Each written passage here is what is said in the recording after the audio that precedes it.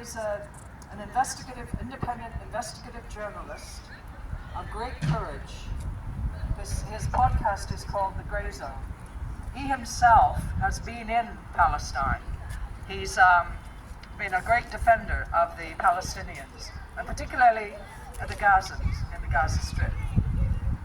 He reported many things that are going on now, which are war crimes. One of the things that he said, which is about to happen or may already have happened, is that the Israeli state is going to make it impossible for Gazans inside the Gaza Strip to be able to send out information via the internet about what is happening. In other words, they're closing down a source of news. WikiLeaks was and still is a source of information for us, because if we don't have these sources, independent sources, we will not know what is happening, what is being done in our name. The most horrible, egregious crimes, such as are being committed in Palestine at the moment, against a 2.5 million population, 1 million of whom are under the age of 18. This is a war crime. This is a war crime of enormous proportions.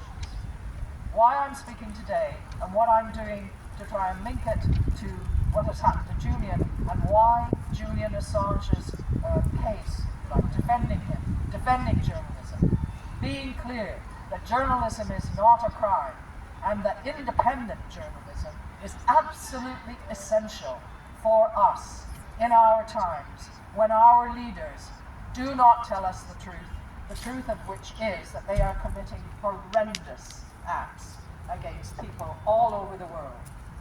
Antony Blinken has instructed the media shills from the White House to a set of phrases that are not to be used in relation to what is happening in Palestine, any reporting that they're doing. And this will spread out to CNN, to the BBC here, to The Guardian, to the Washington Post, to the New York Times, all around the world.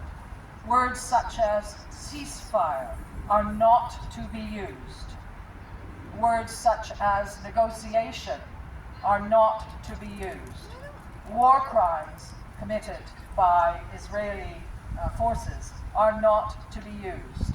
I cannot remember the name of the disgusting individual, female American civil servant, who said this, but she was interviewed and she said any reference to, for example, negotiating for peace or ceasefire in relation to what is going on in Palestine at the moment is repugnant, is against the interests of a patriotic America.